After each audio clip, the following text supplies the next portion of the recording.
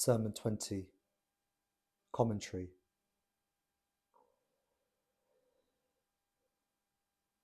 This saying is narrated in multiple forms in both Shia and Sunni sources.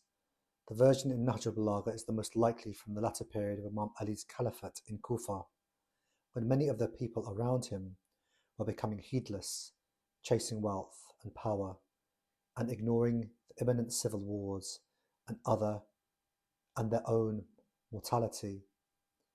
It is often cited alongside the famous incident in which Ali alayhi salam passed by a graveyard, stopped, and addressed the dead directly, saying, "O inhabitants of the graves, if you were permitted to speak, you would inform the living that the best provision for the hereafter is taqwa, piety."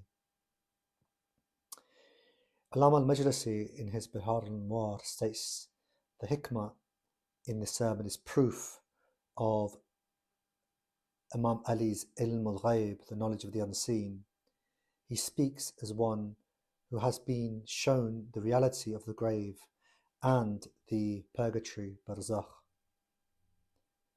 The veil will be lifted very soon in the sermon equates to that death is always closer than people imagine. For some in the audience, it was only months or weeks away. Many were killed in Nahrawan, the Battle of Nahrawan, or martyred with Imam Ali. Another scholar, Ibn al-Abi al-Hadid and Ibn Maytham al-Bahrani, state that the three conditional sentences in the sermon, provided you see, provided you listen, if you accept guidance, are interpreted as the three levels of human response: sight, heart, action. Most people fail at the first or second level, hence they never reach true obedience. Allama Tabatabai in Al-Mizan and in some of his private lessons states that after the angels, only a human being can convey Allah's message. It's a clear reference to the necessity of prophethood and imamat. Angels cannot be obeyed in the same way. They are not visible, do not live among us. Therefore Allah always appoints a human guide, a Rasul or a Wali. In this age, that human guide is Ali, and after him, the rest of the Masum Imams. Contemporary Marja'i, like Ayatollah Khamenei, Makarim Shirazi, and Jawad Amali, say that this saying is constantly quoted in lectures about death, the grave, and preparedness for the hereafter. The sentence, "the veil will be lifted very soon," is used as evidence that no one knows when his or her own death will come. Therefore, constant readiness is obligatory.